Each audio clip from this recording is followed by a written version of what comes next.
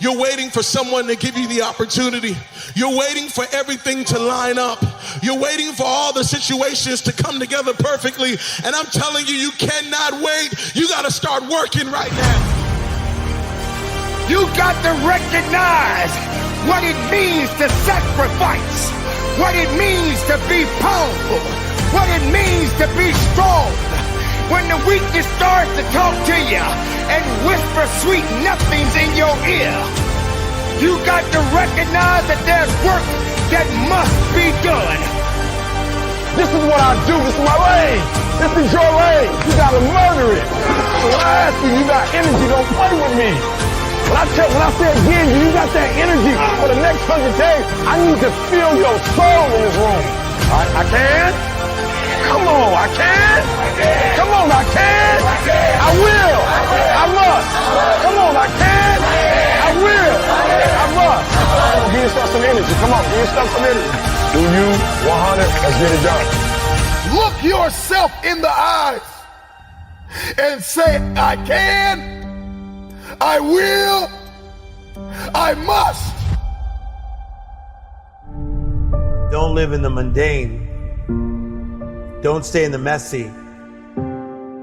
Don't stay in the madness, but make room for the miracles. We get so caught up in the mundane that, man, where's the magical? When we were kids, it was like, can we play? No, but you got to clean your room. But then can I play? Remember, we were always looking for magic. When I went to Disneyland as a 7-year-old and I saw Tomorrowland, Frontierland, and I saw all these different lands, and I saw Mickey Mouse up close, Donald Duck up close, the fireworks show at 9:30 at night. My life changed. It was all about a different perspective. From Compton, California, and the things I saw there, going to Disneyland, it was literally only like 40 miles away. 40 miles away, I was about to have a life change. It's another vantage point. We've heard it before. Mindset is mind to set. Your mindset is mind to set. You begin to see those things that have not yet happened as though they're possible. Because then you get the miracle mentality. All of a sudden you're thinking uncommon, not normal, not regular. Before I became great friends with Oprah, I saw myself being great friends with Oprah. So when we started talking a lot, it didn't throw me off. I've envisioned these conversations. I saw it before it even happened. It's a destiny, it's a faith, and it's the power of the imagination. When Robert Downey was working on some of his projects, he did not see Iron Man coming. You never know when you will become a superhero. And that's the beauty of life. You can go from being challenged, having difficulties in your life, wondering if you're going to be stuck in that same place, to the next thing you know, you are soaring in places that you could only have imagined. I simply align myself and then I cooperate with what life is asking me to do. So the book, The Miracle Mentality, teaches you how to get through the mundane, the messy, the madness in all areas of your life and embrace this miraculous life that you've been called to live. 2014, I was executing a training exercise with my team. A simple exercise that we had all done. And a part of that exercise is the completion of an obstacle course. Now, like I said, we had all done this before. So as we traversed through the obstacle course and got to the very end, there was only one thing that we needed to do. And that was just climb a rope. Now, just like what I said, we had all done this before, so a simple task as climbing a rope would be nothing for us. I approached the rope and began to climb like I don't know what happened. I don't know if the ropes were new, I don't know if I was just fatigued, but for some reason as I got halfway up there, I came back down. Thinking nothing of it, I shook my arms out and began to climb again. And just like last time, I got halfway up there and for some reason I came back down again. Now at this point, now I'm starting to think like, what's going on with the situation? Is my pack too heavy? Is my boots too tight? Am I just too fatigued? So I grabbed a rope and I climbed halfway up there again. And next thing you know, I come crashing down. As I continue to keep climbing this rope and as I continue to keep crashing back down, the rest of my team has already finished. And now everybody is staring at me. Stuck with a simple situation. Do I continue to keep climbing or do I walk away from this situation? So I climb again. And each time that I climb, my hands, they get tight. Each time that I climb, my hands, they get blistered. Each time that I climb, I come crashing back down. At this moment right now, I realize that life is about to teach me a big lesson. That if I quit right now, I will betray the faith that my team has in me. That if I quit right now, I will burden the next man with my troubles, with my failure, with my struggle.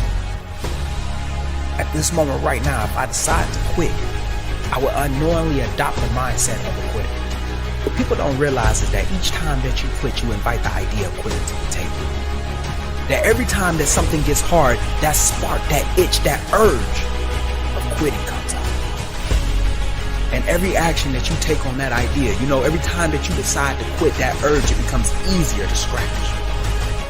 But each time that you face some type of obstacle in your path, that urge, that itch, that gnawing feeling of quitting, it comes out. It becomes easier to use. And I don't know who needs to hear this, but you weren't born a quitter. You were the sperm that made it to the egg, and when your mother brought you into this world, you weren't a quitter yet. Even as a child, I know you weren't a quitter then. Because as you learn to walk, you will fall on your face and you will pick yourself back up and you will continue to keep moving forward. You weren't a quitter yet. People become quitters when they stop believing in themselves.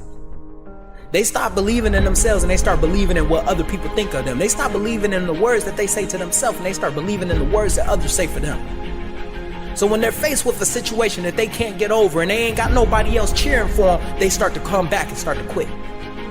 Each time that you quit, you betray yourself. Each time that you quit, you betray the faith that others have in you. Each time that you quit, you betray the opportunity that life has given you. And at the end, you're left with maybes, ifs, and tries. And for those who are foolishly enough to put their trust in you, you betray that as well. And when faced with that very existence, like faced with that possibility that I could be the one that could let somebody down, like I could be the one who has to put the load on somebody else's back because I am too weak to be able to carry it, I grab the rope and I continue to climb despite how bad my hands hurt. I continue to climb despite how my forearms locked up. I continue to climb despite how many times I wanted to walk away from the situation. I just knew that there was a possibility that if I quit right now, I'm gonna quit when someone needs me the most.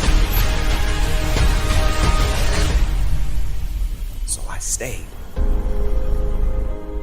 And for 2 hours, I stayed. And I continued to climb until I completed that exercise. Because one thing that I have realized is that it's bigger than me. It's bigger than me. That the people to my left and my right, they depend on me to carry my load. They depend on me to carry my task. They depend on me to complete my half of the job. And if I quit right now, I'm gonna forever be a quitter.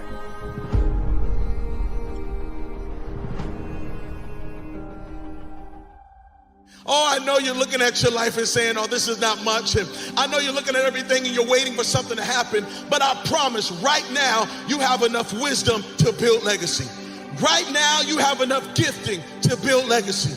Right now, you have enough relationships to build legacy. Right now, you have enough energy to build legacy. Right now, you have enough money to build legacy. And you can't wait around and hope and wait for the day everything comes together. You have to start building legacy right now. There are things that you have been called to do that you have never done. And there are things that you have been called to do that no one on earth has ever done. That conversation that you're having with weakness is not gonna build you. It's not gonna push you. It's not gonna lift you. You got to be responsible. You got to be capable. You got to be willing to work for what you want.